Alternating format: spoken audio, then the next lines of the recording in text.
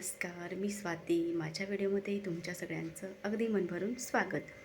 श्री स्वामी समर्थ सगळ्यांना. श्री शिवाय नमस्तुभ्य. तर आजच्या व्हिडिओची सुरुवात छान अशी झालेली आहे. तर आत्ता मी करणार आहे, सगळ्यात पहिलं मला कुकर लावायचे, डाळ भात लावायचे आहे आणि नंतर मग देवपूजा. सकाळची सगळी कामं आवरून झालेली आहेत, तुम्ही बघू शकता. लादी पुसणं, भांडे घासणं. आज भांडे मी रात्रीची सकाळीच घासलेली आहेत, कारण की रात्री मला घासणं झालं नाही त्याच्यामुळे. आणि इकडे आमचा गोलू मोलू मस्त असा मँगो एन्जॉय करतोय.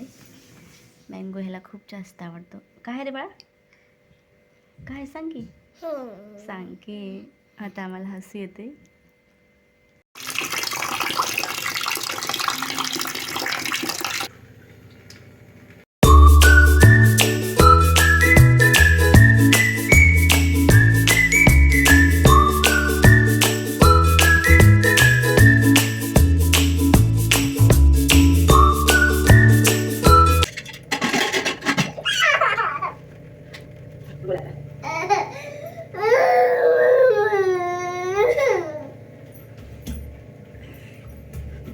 लगेच हसू येते होता.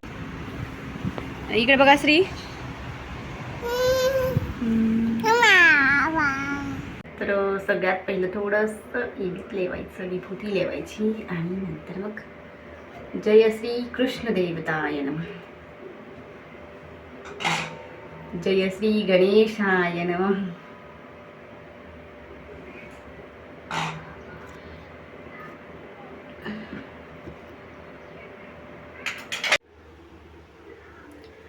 जय जय जी विठ्ठल रखमा.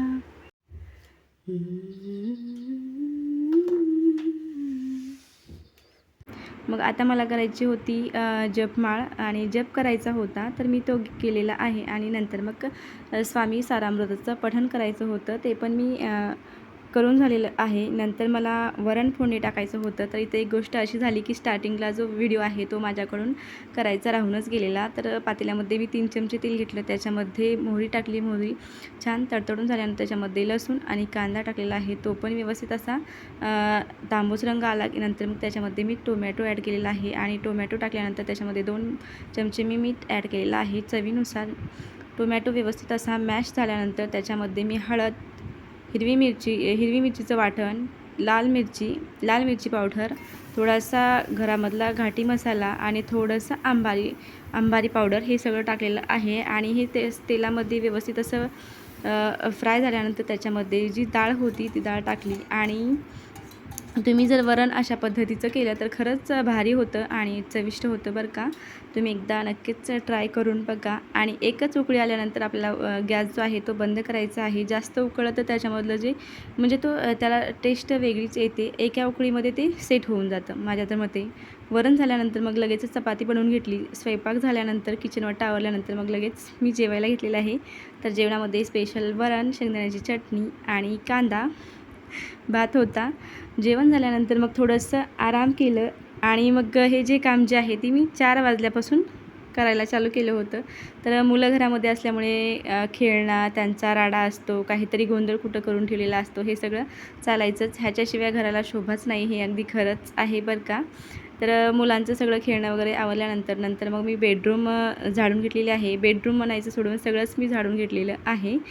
आणि नंतर मग दुपारी घासलेले भांडे जे होते ते पण भांडे लावायचे होते, कारण की दुपारी जेवण झाल्यानंतर थोडंसं आराम करावा असं वाटतो, कारण की आपण सगळी कामे करून ठेवलेले असतात अगोदरच. फक्त भांडे आणि झाडून हे तर असतंच. नंतर मग सगळं झाल्यानंतर रसना करायला घेतलेला आणि रसना मस्त असं सगळ्यांनी एन्जॉय केलेला आहे, तुम्ही बघू शकता.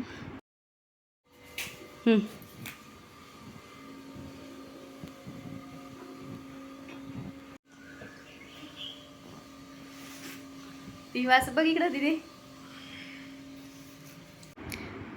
सायंकाळची सगळी कामं आवरून झाल्यानंतर देवाला दिवा वगैरे सगळं झाल्यानंतर मग मी घेतलेलं आहे स्वयंपाक बनवायला. तर स्वयंपाकामध्ये काही जास्त नव्हतं बनवायचं, फक्त पुरणपोळी बनवायची होती, जे की काल धोंडे केले होते, त्याचं थोडंसं पुरण उरलेलं. मग मी आज त्याच्या पुरणपोळी बनवलेली आहे आणि ती सगळ्यात जास्त मला आवडते बरं का. हिच्या पप्पापेक्षा पण म्हणजे साहेबांपेक्षा पण मला जास्त आवडते. आणि माझ्यासोबत पिहूला पण आवडते, ती पण आवडीनं खाते, मस्त तूप दूध असं आवडतं. आणि खरंच छान लागतं बरं का. आपलं जुनं ते सोनं असतं, हे अगदी खरं आहे. नंतर मग स्वयंपाक झाल्यानंतर घरामध्ये इतकं प्रसन्न असं आणि छान वाटत होतं.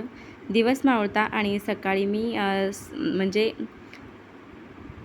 तारक मंत्र लावतेच. तुम्ही बघू शकता आणि ह्याच्यामुळे काय होतं, निगेटिव्ह एनर्जी निघून जाते आणि पॉझिटिव्ह विचार घरात राहतात, असं होतं. आणि मुलांना पण ह्या गोष्टीची सवय होऊन जाते. तर त्यांच्यासोबत आम्ही थोडंसं खेळत होतो, म्हणजे ते खेळायला बघत होतो असं म्हटलं तरी चालेल.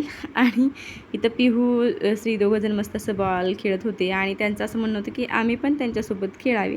त्यांचं सगळं खेळून झाल्यानंतर मग आम्ही सगळ्यांनी मिळून मस्त असं जेवण केलेलं आहे आणि पिक्चर लागला होता मस्त असा, तो बघत बघत आमचं जेवण होतं चालू. नंतर जेवण झाल्यानंतर किचन वट्टा, भांडे सगळं आवरून झालं.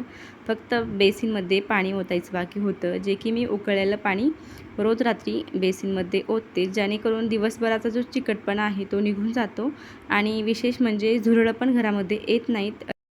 तर आता आम्ही आलेलो आहोत वॉकिंगला. घरातली सगळी कामं झालेली आहेत आणि माझ्यासोबत आलेले आहे पिहू. पिहू इकडे बघ, हाय कर.